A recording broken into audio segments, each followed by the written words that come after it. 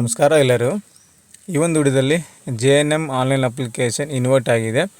ಈ ಒಂದು JNM ಅಪ್ಲಿಕೇಶನ್ಗೆ ಏನೆಲ್ಲ ಡಾಕ್ಯುಮೆಂಟ್ ಬೇಕು, ವಿದ್ಯಾರ್ಥಿ ಏನು ಮತ್ತು ಕೊನೆಯ ದಿನಾಂಕ ಏನು ಮತ್ತು ಎಷ್ಟು ಫೀಸ್ ಆಗುತ್ತೆ ಅನ್ನೋದು ಸಂಪೂರ್ಣವಾದ ಮಾಹಿತಿಯನ್ನು ಈ ವಿಡಿಯೋದಲ್ಲಿ ಕೊಡ್ತಾ ಹೋಗ್ತೀನಿ. ನೀವು ಕೂಡ ಏನಾದರೂ ಈ ಒಂದು JNM ಅಪ್ಲಿಕೇಶನ್ ಹಾಕಬೇಕಂದ್ರೆ ನೆಕ್ಸ್ಟ್ ವಿಡಿಯೋದಲ್ಲಿ ನಾನು ಯಾವ ರೀತಿ ಅಪ್ಲಿಕೇಶನ್ ಹಾಕು ಅಂತ ತಿಳಿಸ್ಕೊಡ್ತಾ ಇದ್ದೀನಿ. ಆ ಒಂದು ವಿಡಿಯೋ ನೋಡಿಕೊಂಡು ನೀವು ಸಂಪೂರ್ಣವಾಗಿ ಉಚಿತವಾಗಿ ಆನ್ಲೈನ್ ಮುಖಾಂತರ ಅರ್ಜಿಯನ್ನು ಸಲ್ಲಿಸ್ಕೋಬೋದು. ಈ ಒಂದು JNMಗೆ ಶೇಕಡ 10% ಗೌರ್ಮೆಂಟ್ ಸೀಟ್ಗಳನ್ನು ಕನ್ಫರ್ಮನ್ನು ಮಾಡಿದ್ದಾರೆ. ಗೌರ್ಮೆಂಟ್ ಕಾಲೇಜು ಮತ್ತು ಖಾಸಗಿ ಕಾಲೇಜು, ಪ್ರೈವೇಟ್ ಕಾಲೇಜಲ್ಲಿ ಕೂಡ ಈ ಒಂದು ಗೌರ್ಮೆಂಟ್ ಸೀಟಿಗೆ ಅಪ್ಲಿಕೇಶನನ್ನು ಆಹ್ವಾನಿಸಲಾಗಿದೆ. ಬನ್ನಿ ಸ್ನೇಹಿತರೆ, ವಿಡಿಯೋನ ಸ್ಟಾರ್ಟ್ ಮಾಡೋಣ. ಏನೇನು ಎಲಿಜಿಬಿಲಿಟಿ ಎಲ್ಲ ಏನಿದೆ ಅಂತ ಡೀಟೇಲ್ಸ್ ಆಗಿ ಹೇಳ್ತಾ ಹೋಗ್ತೀನಿ. ನಿಮಗೆ ಈಗ ಅಧಿಕೃತವಾದಂಥ ವೆಬ್ಸೈಟ್ನಲ್ಲಿ ತೋರಿಸ್ತಾ ಇದ್ದೀನಿ. ಕರ್ನಾಟಕ ರಾಜ್ಯ ಶುಶ್ರೂಷಾ ಪರೀಕ್ಷಾ ಮಂಡಳಿ ವತಿಯಿಂದ 2026-27ನೇ ಸಾಲಿನ ಶುಶ್ರೂಷಾ ತರಬೇತಿ ಸರ್ಕಾರಿ ಸೀಟುಗಳು ಮತ್ತು ಖಾಸಗಿ ಶುಶ್ರೂಷಾ ಶಾಲೆಗಳಲ್ಲಿ ಶೇಕಡ 10% ಸರ್ಕಾರಿ ಕೋಟಾದ ಸೀಟುಗಳಿಗೆ ಪ್ರವೇಶಕ್ಕಾಗಿ ಅರ್ಜಿಗಳನ್ನು ಸಲ್ಲಿಸಲು 6/6/2026ವರೆಗೆ ಅವಧಿಯನ್ನು ವಿಸ್ತರಿಸಲಾಗಿದೆ ಅಂತ ಕೊಟ್ಟಿದ್ದಾರೆ.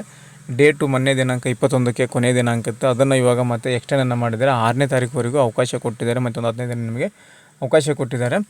ಸೊ ನೆಕ್ಸ್ಟ್ ವಿಡಿಯೋದಲ್ಲಿ ಯಾವ ರೀತಿ ಅರ್ಜಿಯನ್ನು ತಿಳಿಸ್ಕೊಡ್ತೀನಿ. ಮತ್ತು ಇಲ್ಲಿ ಪ್ರಕಟಣೆ ನೋಡ್ತಾ ಇದ್ದೀರಾ, Karnataka state diploma in nursing examination board ವತಿಯಿಂದ ಅಧಿಸೂಚನೆ ಹೊರಡಿಸಿರುವಂಥದ್ದು.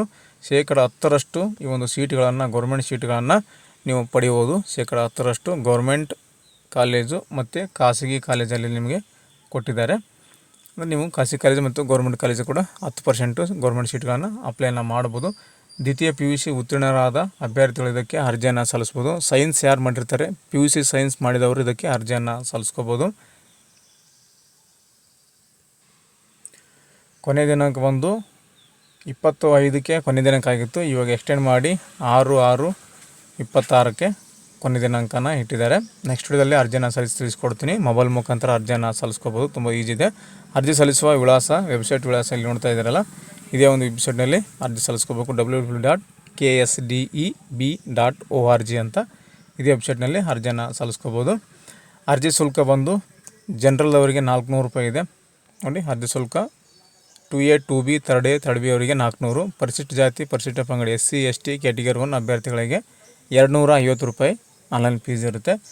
ನೀವು debit card, credit card, UPI ಮುಖಾಂತರ ಅರ್ಜಿಯನ್ನು ಪೇಮೆಂಟನ್ನು ಮಾಡ್ಕೋಬೋದು. ಈ ಒಂದು JNM ಅಪ್ಲಿಕೇಶನ್ ಹಾಕ್ಬೇಕಂದ್ರೆ ಏನೆಲ್ಲ ಡಾಕ್ಯುಮೆಂಟ್ ಅಂತ ಕೊಟ್ಟಿದ್ದಾರೆ. ಮೊದಲಿಗೆ ದ್ವಿತೀಯ PUC ಅಂಕಪಟ್ಟಿ ಬೇಕಾಗುತ್ತೆ. Second PUC marks card, SLC marks card ಬೇಕಾಗುತ್ತೆ.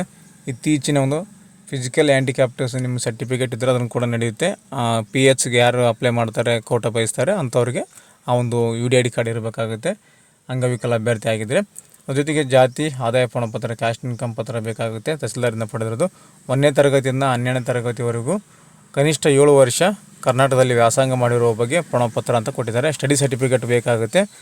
ಕನಿಷ್ಠ 7 ವರ್ಷ ನೀವು ಕರ್ನಾಟಕದಲ್ಲೇ ಸ್ಟಡಿ ಮಾಡಿರಬೇಕು. ಈ ಒಂದು ಗೌರ್ಮೆಂಟ್ ಸೀಟ್ ಪಡಿಬೇಕಂದ್ರೆ 7 ವರ್ಷವರೆಗೂ ನೀವು ಪಡೆದಿಲ್ಲ, ಇಲ್ಲಿ ವಿದ್ಯಾಭ್ಯಾಸ ಆಗಿಲ್ಲ ಅಂದರೆ ನಿಮಗೆ ಎಲಿಜಿಬಲ್ ಇರೋದಿಲ್ಲ.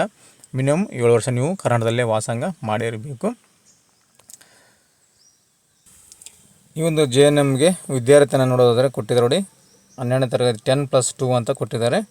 PUC ಮುಗಿದಿರಬೇಕು. PUCಯಲ್ಲಿ 40% ಮಾರ್ಕ್ಸನ್ನು ಪಡೆದಿರಬೇಕು ಅಂತ ಕೊಟ್ಟಿದ್ದಾರೆ. ಮತ್ತು SC ST ಅವರಿಗೆ 5% ರಿಲ್ಯಾಕ್ಸ್ ಇದೆ ಅಂತ ಕೊಟ್ಟಿದ್ದಾರೆ. 35% ಆದವರು ಕೂಡ ಅರ್ಜಿಯನ್ನು ಸಲ್ಲಿಸ್ಕೋಬೋದು. ಬೇರೆಯವರಿಗೆ ಮಿನಿಮಮ್ 40% ಪಾಸ್ ಆಗಿರಲೇಬೇಕಂತ ಕೊಟ್ಟಿದ್ದಾರೆ. ಮತ್ತು PUCನಲ್ಲಿ ಕಡ್ಡಾಯವಾಗಿ ಇಂಗ್ಲೀಷನ್ನು ವಿಷಯವನ್ನು ವ್ಯಾಸಂಗ ಮಾಡಿರಲೇಬೇಕಂತ ಕೊಟ್ಟಿದ್ದಾರೆ. ಇಂಗ್ಲೀಷ್ ಪೇಪರ್ ಕಡ್ಡಾಯವಾಗಿ ಇರಲೇಬೇಕು PUCನಲ್ಲಿ, ಅಂದರೆ ಮಾತ್ರ ಎಲಿಜಿಬಲು. ಅಭ್ಯರ್ಥಿಗಳಿಗೆ ಯಾರು ಅಪ್ಲಿಕೇಶನ್ ಆಗ್ತದೆ ಆ ಒಂದು ಅಭ್ಯರ್ಥಿಗೆ 17 ವರ್ಷ ತುಂಬಿರಲೇಬೇಕಂತ ಕೊಟ್ಟಿದ್ದಾರೆ. 17 ವರ್ಷಕ್ಕಿಂತ ಒಳಗಿರಬಾರ್ದು, 17 ವರ್ಷ ಆಗಿರಲೇಬೇಕು. 1ನೇ ತರಗತಿಯಿಂದ 12ನೇ ತರಗತಿವರೆಗೆ ಕನಿಷ್ಠ 7 ವರ್ಷ ಕನ್ನಡದಲ್ಲೇ ರಾಜ್ಯದಲ್ಲಿ ವ್ಯಾಸಂಗ ಮಾಡಿರಬೇಕಂತ ಕೊಟ್ಟಿದೆ. ಆವಾಗಲೇ ಹೇಳಿದೆ ನಿಮಗೆ 7 ವರ್ಷ ಸ್ಟಡಿ ಮಾಡಿರಲೇಬೇಕು ಕನ್ನಡದಲ್ಲಿ. ಈ ಒಂದು JNM ಏನಿದೆಯಲ್ಲ, 3 ವರ್ಷ ತರಬೇತಿಯಲ್ಲಿ ಅವಧಿಯಲ್ಲಿ ಸರ್ಕಾರಿ ಶುಶ್ರೂಷಾ ಶಾಲೆಗಳಲ್ಲಿ ಆಯ್ಕೆ ಬಯಸುವ ವಿದ್ಯಾರ್ಥಿಗಳು ವಿವಾಹವಾಗಂತಿಲ್ಲ ಅಂತ ಕೊಟ್ಟಿದ್ದಾರೆ. ಅಡ್ಮಿಷನ್ ಆದಮೇಲೆ ಯಾವುದೇ ರೀತಿ ನೀವು ಮದುವೆ ಆಗುವಂತಿಲ್ಲ ಅಂತ ಕೊಟ್ಟಿದ್ದಾರೆ. ಇದೊಂದು ಕೂಡ ಷರತ್ತನ್ನು ಇಟ್ಟಿದ್ದಾರೆ. ಗರ್ಭಿಣಿ ಅಭ್ಯರ್ಥಿಗಳಿಗೆ ತರಬೇತಿ ಅವಕಾಶ ಇರುವುದಿಲ್ಲ ಅಂತ ಕೊಟ್ಟಿದ್ದಾರೆ. ಮತ್ತು ವಿವಾಹಿತ ಮಹಿಳಾ ಅಭ್ಯರ್ಥಿಗಳು ಪತಿಯ ಆದಾಯ ಪ್ರಮಾಣಪತ್ರವನ್ನು ಸಕ್ಷಮ ಪ್ರಾಧಿಕಾರದಿಂದ ಪಡೆದು ಸಲ್ಲಿಸತಕ್ಕದ್ದು. ಆಲ್ರೆಡಿ ಮದುವೆ ಆಗಿದ್ದರೆ ಹುಡುಗಿಗೆ ಅಂಥವರು ಪತಿಯ ಒಂದು ಆದಾಯವನ್ನು ಸಲ್ಲಿಸಬೇಕಂತ ಕೂಡ ಕೊಟ್ಟಿದ್ದಾರೆ. ಇನ್ಕಮ್ ಸರ್ಟಿಫಿಕೇಟ್ ಕೊಡಬೇಕಾಗುತ್ತೆ ಗಂಡಂದು. ಒಂದು ಅಂಗವಿಕಲ ಕೋಟ ನೀವು ಬಯಸಿದರೆ ಶೇಕಡ 40% ಒಳಗೊಂಡಿರಬೇಕಾಗುತ್ತೆ. ಅಂಗವಿಕಲ ಒಂದು ಪರ್ಸೆಂಟೇಜ್ ಇರುತ್ತಲ್ಲ, you D I D card percentage 40 ಇರಬೇಕಾಗುತ್ತೆ. ಅದನ್ನು ಕೂಡ ಬೇಕಾಗುತ್ತೆ ಅಪ್ಲೋಡ್ ಮಾಡುವಾಗ ಅಂತ ಕೊಟ್ಟಿದ್ದಾರೆ. ಹಾಗೂ ನೀವೇನಾದರೂ ಹೈದರಾಬಾದ್ ಕರ್ನಾಟಕ ಒಂದು ಅಥವಾ ಕಲ್ಯಾಣ ಕರ್ನಾಟಕ ಒಂದು ಸರ್ಟಿಫಿಕೇಟ್ ಇದ್ದರೆ ಇದೇ ಒಂದು ಭಾಗದ ಒಂದು ಕಾಲೇಜುಗಳಲ್ಲಿ ಸರ್ಕಾರಿ ಕೋಟದಲ್ಲಿ ನೀವು ಸೀಟನ್ನು ಪಡಿಬೋದು ಅಂತ ಕೊಟ್ಟಿದ್ದಾರೆ. 379 ನಿಮ್ಮ ಹತ್ರ ಇರಲೇಬೇಕಾಗುತ್ತೆ.